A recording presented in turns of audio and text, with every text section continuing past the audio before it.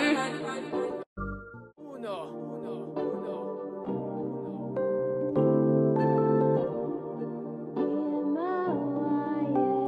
Can't ball in a life, man.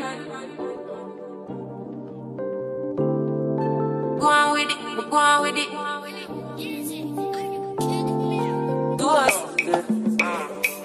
So we are coming with a force. Yeah, blessing the reap and we coursing on.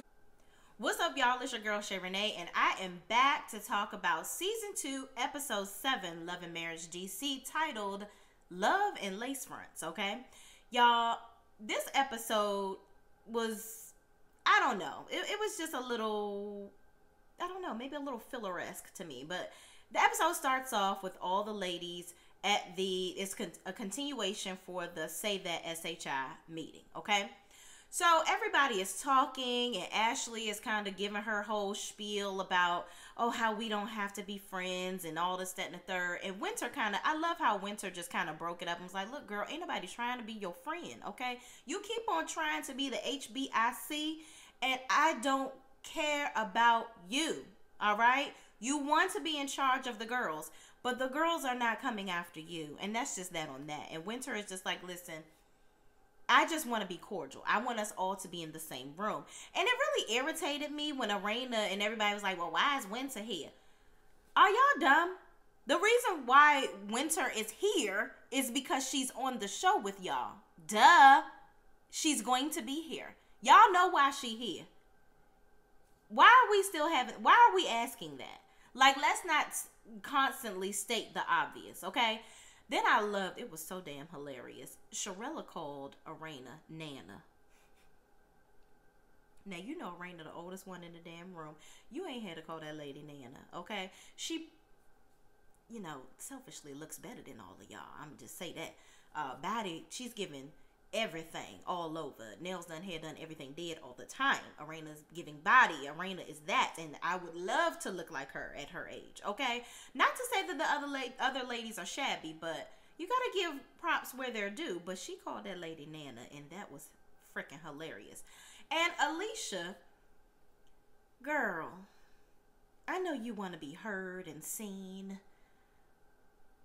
but it was given too much. And Joy want to go into talking about some, you know, you and Arena going back and forth, you and Sherelle. Like, I just think that was ridiculous. You know, you were really getting upset, Sherelle with Arena over one word, and really your conversation needs to be directed towards me. Well, Joy, you should have said that when they was going back and forth. You could have easily stopped this conversation. So I don't understand why now you want to speak up. You want to perk up and you want to come over here and make everything make sense. But you didn't make it make sense in the moment, okay? You sat up there and had these ladies going back and forth over a stupid word. I thought that was just absolutely ridiculous. I thought it was a waste of the viewer's time for them to be going back and forth over shady. The real deal is Joy and Black need to sit down and have a conversation. Sherelle don't even need to be involved, or Cliff. They need to just talk it out at some point on this show and be done with it. Because I feel like at this point, Joy is just creating unnecessary drama. So then Winter invites everybody to, I forgot what, her emancipate, I don't know, child. Little party, celebrate her emancipation party, celebrating her not being married anymore. And Ashley asks, are you going to play gutter Barbies? Girl. What is your... Anyway, Winter says, yes, I'm actually going to play the song. And she says, listen, I want to clear that up too. The song is not negative. Black doesn't even do that type of music. And I remember them talking about in the beginning, like Ashley was kind of trying to tell Sherelle that she shouldn't be friends with Winter. And I'm like, girl, you don't tell a grown-ass woman who to be friends with. Let's make that very clear. You're not in charge of anybody. And I love how Sherelle cleared it up. And she was like, listen, you know how I am about friendships. You know, I'm not trying to start no mess, but I'm going to get to know people for who I know them to be. Not because she not getting into this whole, oh, I don't like her, so you won't like her, so I ain't going to like her type of stuff. Not like your little friend Alicia, okay? You can do whatever you want to do over here and beat up Ashley's bumhole, Alicia, but But I'm not about to do that. I'm about to go ahead and be friends with whoever I want to be friends with. And that's that on that. And I'm cool with winter. Okay, winter, summer, spring, and fall. We're going to be together we're going to be cool for all seasons, okay? I don't need no issues from you and the peanut gallery, okay? So everybody at this point, you know, after winter done gave them their little gifts and invited them to the party, child. She done played the Gutter Barbie song, and they done all is well in the hood, and they done moved on, hopefully, okay? So next scene, we have Joy, Clifton, and Carmen, okay? Carmen was the number 2 on Ready to Love DC, okay? And Clifton said, look, she quickly realized I wasn't into her, so we just friends now. So we all just over here at Carolina Kitchen having some soul food and talking, okay? So Carmen comes in there with her high-waisted G.I. Jane pants on, child. I don't know what's going on with the fashions in DC on this I don't know, Carmen. But okay, girl. So she comes in and she sits down. And they're talking, and of course Joy is sharing her thoughts on the ladies and the cliques and whatnot, because Carmen is asking about who to what with the girls. Now, Joy, I feel like she is trying to make drama where there is none. Like, she seems to now have a problem with Alicia and Ashley's friendship. Like, I feel like she's jealous that Alicia and Ashley are close. She did admit, you know, they've known each other for a long time, but I feel like Alicia just gets involved in too much stuff. So I feel like, and then she talks about how her and Arena are the only ones that are really cool because of how Alicia and Ashley are. You can be cool with Ashley and her having a best friend. I don't understand why that really necessarily is an issue for you or should bother you. And if you're cool with Arena, that's cool. Like, get to know, cultivate relationships with other people. I think Joy has a problem cultivating relationships with people and networking. Like, I think she thinks that everybody is supposed to acclimate to her. And that's just not how it works. By the way, my skin is skinning, y'all. Shout out to the 7th Avenue. And if y'all saw me in Mel's story today in the robe, that was me. All right, y'all. Moving on back to Love and Marriage DC.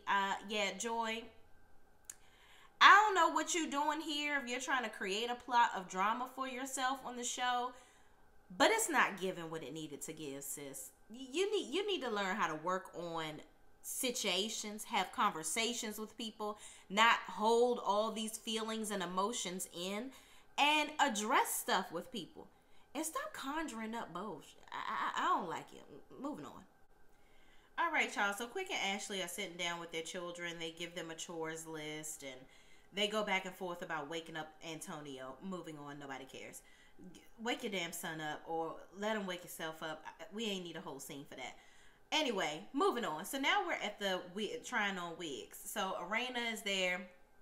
She invites Joy and Ashley, okay?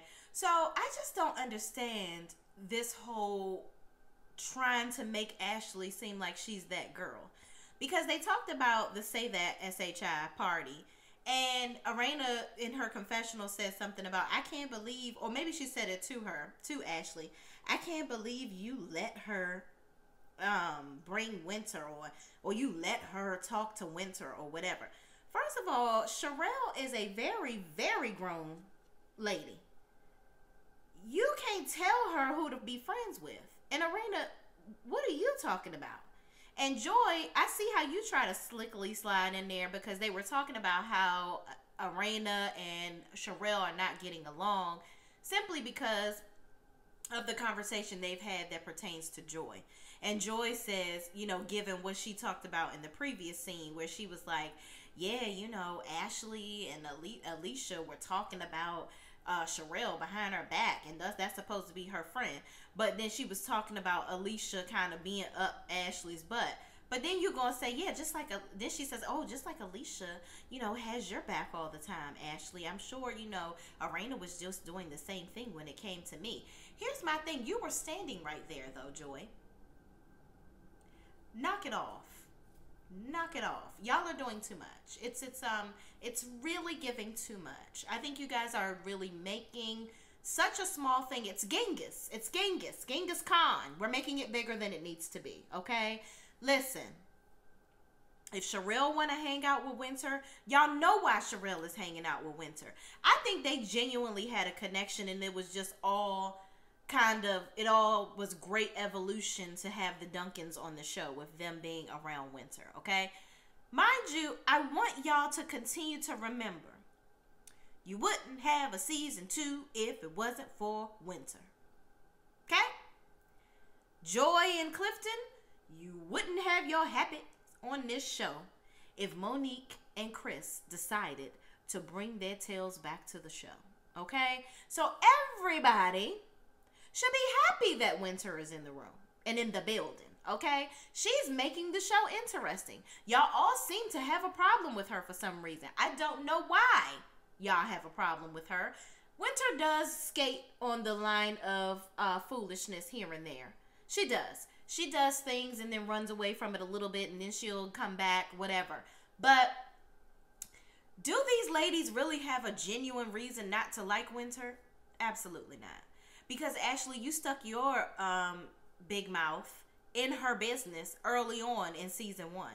You wanted to come in here and look like a clown, the clown that you are, talking about her and saying, oh, your marriage this, your marriage that, just getting all in her BI.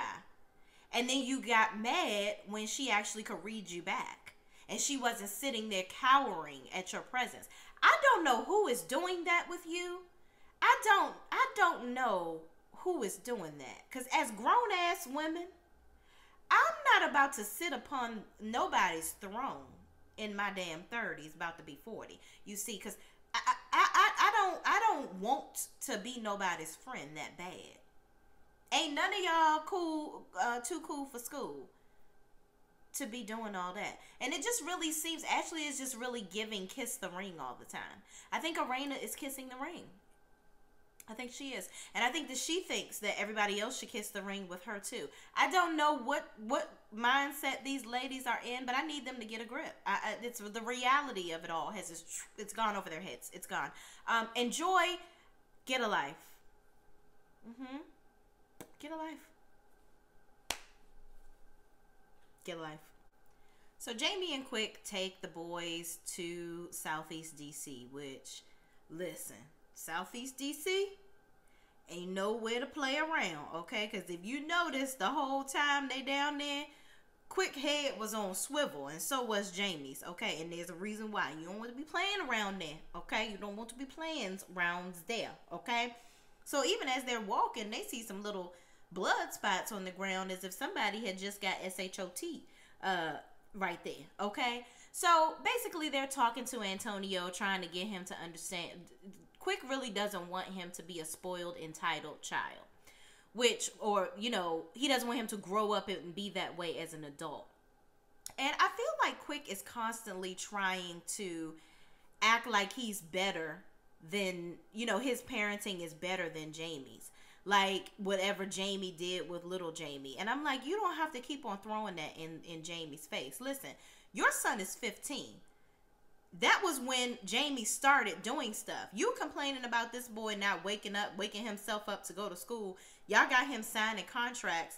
He didn't even, clearly Antonio is entitled because he wasn't thinking about the fact that your parents literally have to give you a contract for you to do what you're supposed to do. It doesn't come naturally to him to clean up his room, do all the chores that he's supposed to do, be a productive kid around the house. Y'all got to spell it out for him and give him a contract. And by the way, they're paying him for it. And that's what he said is most prominent about what they gave him, that he's getting paid to do what he should ultimately be doing, to keep his space in the home. I feel like these slight little daggers that Quick is doing, I'm really happy that Jamie is such a good dad, because Jamie really doesn't pay attention to that stuff. His focus is making sure that his relationship with little Jamie is developing. And he took that time to brag on little Jamie, because little Jamie even said, you know, you 15. Yeah, 15 was around the time when I was hanging out with the wrong people. And Big Jamie said, yeah, you talking about getting money for chores, but that money that you're getting turns into bills when you get to his age. So you talking about your parents paying you, but those responsibilities turn into things that you have to do as an adult. And then you have to get the money that you're getting. It doesn't go towards little video games and shoes and all this little BS that the kids want to buy now. Now it's bills when you're at little Jamie's age. And I love the fact that Big Jamie said that. So Big Jamie also said, you know what, I want to take the opportunity to brag upon this one right here, talking about Lil Jamie. And he said that Lil Jamie is working with underprivileged children. And Lil Jamie tells a story of how he is a student aide, I guess, wherever he's working. And he sees all the kids coming in and out, and they don't have coats. They don't have all the things that they need. And he said, you know what, I want to do something about that. So he is hosting a coat drive, which I was like, wow, this young man really can take, he's really learning from his parents. He's taking the good things that he sees his parents doing, being out in the community, networking. He's using that that he has in the arsenal to do something for others. And I can really, really appreciate him doing that. So he's hosting the coat drive. Quick says, you know what, send it to me and Antonio. We'll post it on our respective Instagram, social media pages, because whatever you don't get, we'll match it, and we'll go from there. So I really appreciate this scene with the dads really coming together to explain to these young men that you already have a target on your back as a young black man in society, unfortunately. So you don't want to do anything that's going to add to that. And responsibility is very key. Responsibility is not something that's optional. It's something that is a requirement, okay? And I just love to see it. So as we keep going, one of Arena's models cancels. She's at the location to do her wig launch, and she is just really excited to get this going, but things are just not going the way that she wanted them to. So she calls Ashley to have her replace the model. And we learn that Joy is not going to be coming. So I'm like, why is Joy not coming? She says her and Clifton are sick, okay, child. But Arena says, I bet not see her posting nothing on Instagram because she done got a gig later on. Now you all of a sudden feeling better, but you couldn't come to my event. Okay, girl. But moving on. Then we have the Duncans doing their Friends Who Smash podcast, and they have their friend Yusha and Winter come onto the show. Now they're pretty much doing some matchmaking over here, okay? So Yusha and Winter seem to be getting along and kind of canoodling a little bit together over there, okay? So they both talk about their backgrounds and their divorces and how it has changed their lives to the current day. Yusha shares how we know what Winter's background is. She was married when she was 19. She has 3 children with her ex, I believe. And, you know, we talked about last season. She talked about last season how she revealed how there was some cheating involved. There were some different things that got them to the point where they were eventually divorced. And he's an ex-NFL player, I believe. So Yusha, the gentleman that they're trying to hook her up with, he was married and he's not from the DC area. So it was difficult for him because the only family that he has here is his daughter and his ex-wife. So he's still navigating, still being in the area, and co-parenting and things like that. So at the end of this whole meetup, they look at the Duncans look at them too like this is a slam dunk. And Sherelle's pretty much like, yep, I'm on it. I am the matchmaking queen. I did that, okay?